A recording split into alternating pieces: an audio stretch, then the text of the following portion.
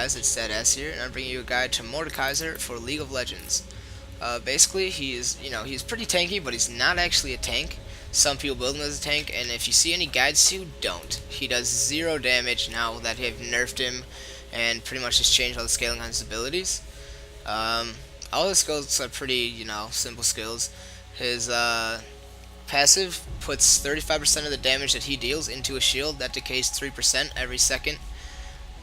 His Q is an on hit, and it hits up to three enemies, but if the enemy is alone, it does extra damage. His W, he can put on himself, he can put on his own minion, or he can put on his friendly champion, which does a DOT, AoE, which is damage over time, and it also is an area of effect. So if someone's next to him, it's great to put it on, say, like in the middle of a team fight, and that way just constantly brings his shield up. His E, Siphon of Destruction. Oh, sorry, I didn't think I. Mace of Spades, Creeping Death, and Siphon of Destruction are his 3 main abilities. Siphon of Destruction shoots out a cone in front of him, which I'll demonstrate later on. It deals damage to every single thing inside of that cone. His ultimate is Children of the Graves. Basically, he puts this on somebody, and it does an initial burst, and as well as damage over time. If you can compare it to anything, it'd probably be an Ignite, but it just does a lot more damage. So if you combo it with Ignite, like I do, you're pretty much surefire to get the kill. Mord is a pretty good farmer. He gets you can average about 80 minions every 10 minutes, as long as you keep up your farm, and you don't get distracted or anything, or do some pointless roaming. But if you have to miss some farm to get kills, it's always better, because he is very strong. Basically, basic farming techniques is to throw out an E and put your Q, and then throw your shield on to clean up anything else, and that keeps your shield up, and you take virtually no damage. And that's about it for all the basics. Now I'm going to talk to you guys about Mord's basic build. You're going to want to start out with Boots of Speed and 3 potions, so you have some good sustain in lane.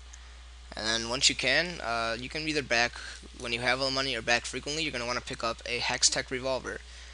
This item gives you 40 ability power as well as 15 spell vamp. It costs 1200 gold, or if you buy both of the amplifying tomes, it only costs you 330 to finish it. Basically, once you get this item, you become a no-cost champion.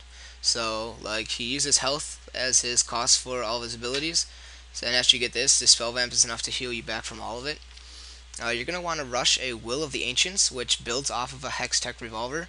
It gives you 50 ability power, plus an aura that gives you 30 ability power and 25% spell vamp, as well as giving the same effects to all of your surrounding teammates.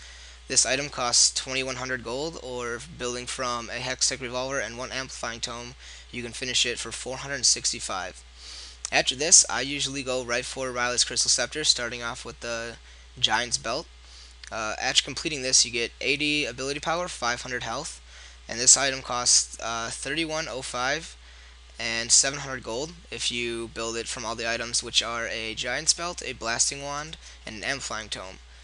This item can be switched out for an Abyssal Scepter, which gives you 70 ability power, 57 magic resist, and it also gives you an aura that gets rid of 20 points of magic resistance to all of your enemies. This is a good item to get if you're getting pretty much owned in laning phase by LeBlanc does pretty good damage to him, because she can just go in, attack, and get out right before I can attack back. So this always just negates all the damage she does basically, and makes you do more damage to her. Upon finishing either one of these items, I finish the Sorcerer's Shoes from my boots. This just gives you 20 points of magic penetration. If you just buy them without getting boots first, it costs 1100, and after that it just costs 750 if you do buy the boots first.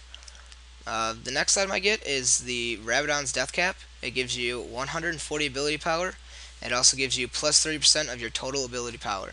This item costs 3600 gold if you buy it straight from the shop, or if you buy it in parts, which is a needlessly large rod and a blasting wand, it only costs 1140. After this, I usually go for a Zonia's, depending on how well I'm doing. I usually get it every single time, but if I'm doing a little better, I might go for another Rabadon's just to end the game quickly. By the way, their bonuses do not stack the 30%, you just get the extra ability power. Zonia's will give you 100 ability power as well as 50 armor.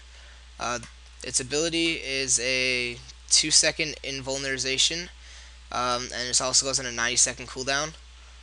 This item costs 3,100 gold or 800 gold if you buy it in parts, which is a chain vest and a needlessly large rod. To finish up my build, I usually get a Guardian Angel.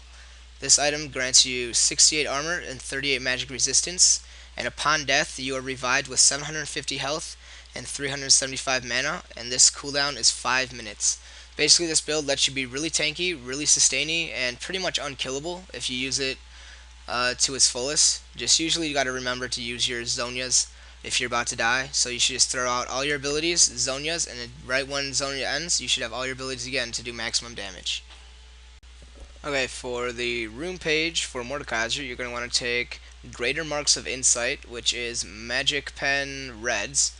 You're going to want to take 9 of those. You're going to want to take 9 Greater Seals of Regeneration for the health regen. It helps a lot early game, and it also helps a bit mid game, so you can stay in the fights a little longer. You're going to want to grab Greater Glyphs of Force, which are ability power per level, blues.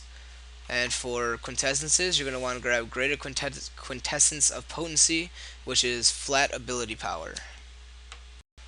For the Master Tree, I start off with Summoner's Wrath for the improved Ignite. I grab 4 in Mental Force to get the plus 4 ability power, 2 in Butcher, which helps with last hits, but it also helps me just get down the tree. For Sorcery, I get 4% cooldown reduction with 4 points in it. Arcane Knowledge, if you grab that, you get 10% magic penetration. Blast gives you 1 ability power per level. Arcane Mage increases your ability power by 5%, and Executioner helps me deal 6% to targets below 40% health. I grab Summoner's Resolve just to get down the tree. I grab 3 in Hardiness, granting me 6 armor. I grab 4 in Durability, giving me 6 health per level. And I grab Veteran Scars, giving me 30 health. Since Mordekaiser is a health cost champion, all of these help with his early game. Alright guys, thanks for watching. Please comment and subscribe, and please rate it. Thumbs up or thumbs down. Hopefully in the future I'll be getting some more guides out there. Hopefully some better guides. If you guys have any constructive criticism for me, for my guides, anything you want me to add or take away, just leave a comment and I will surely add them in my next guide. Thanks again. This is DatAyess from GamersCountry, and I'll see you guys next time.